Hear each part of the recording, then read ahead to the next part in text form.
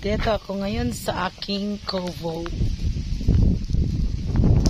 Kubo na binahayan na ng ano ba yun? Lapinig sa Amua sa Bisaya. Tingnan nyo. Nagpa-harvest ako ng mais. So, busy-busy ngayon si Inday. Ayan. Nagpa-harvest ako ngayon ng mais. Tapos, habang sila ay nag-harvest, ayan, nahakot na. Ako naman ay nagsisiga ng mga basura. Kasi matagal-tagal na rin akong hindi nakapunta dito. Pinagpaubaya ko na lang sa aking pinsan. Ayan, nagtanim naman siya ng mga sibuyas. Pero, dati meron na yung sibuyas dito na ubos na ng magnanakaw. Ayan yung pitsay niya. Tapos yung luya ko, dati punong-puno yan ng luya. Ngayon, wala na. Kasi, andyan nga sa kanta na bahay kubo. Kahit munti ang halaman doon.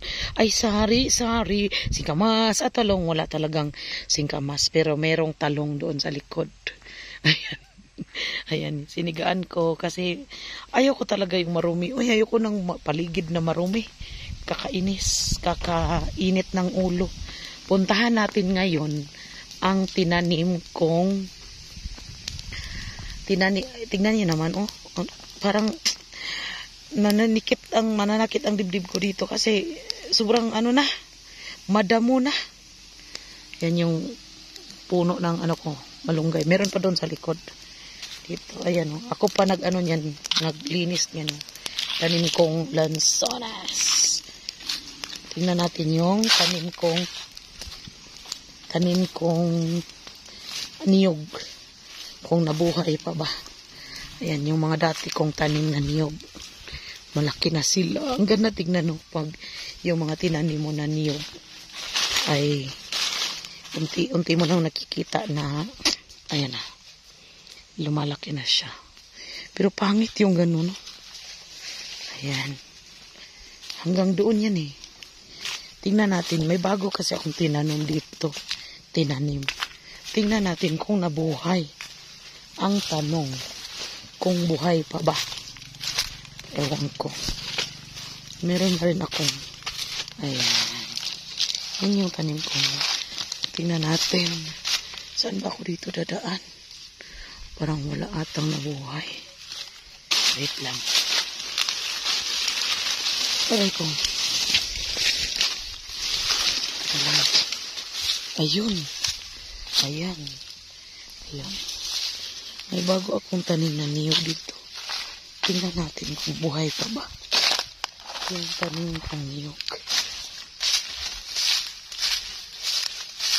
Hala.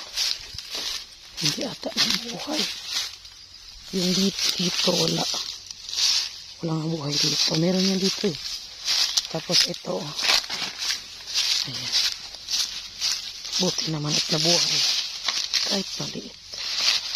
At least buhay. Tapos dito.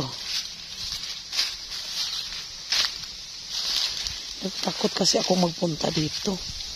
Kasi dati may ahas kasi. Ayan. Hala, hindi nabuhay yung isa dito. Meron yan dito eh. Hindi nabuhay. Hindi nabuhay yung dito Mamatay siya. Tingnan natin yung doon. Kasi natatakot akong pumunta dito mga isa. Kasi dati meron kasi dito ang ahas. Kaya yun, walang nabuhay dito. Ayun, walang nabuhay. Kawawa naman. Meron yan dito isa. Wala na. Patay na rin. Namatay siya. Wala. Tingnan natin doon sa kabila. Tatlong kailera. Kumana na sita? Wala man din nabuhay akong lubi nga gitanom ba? Ako mga gitanom nga lubi ba, wa nabuhi. Itong bago nga mga tinanom. Wala man. Nga gagmay, isa ra ginabuhi ay daghan to ay. Lubi. Wala man nabuhi.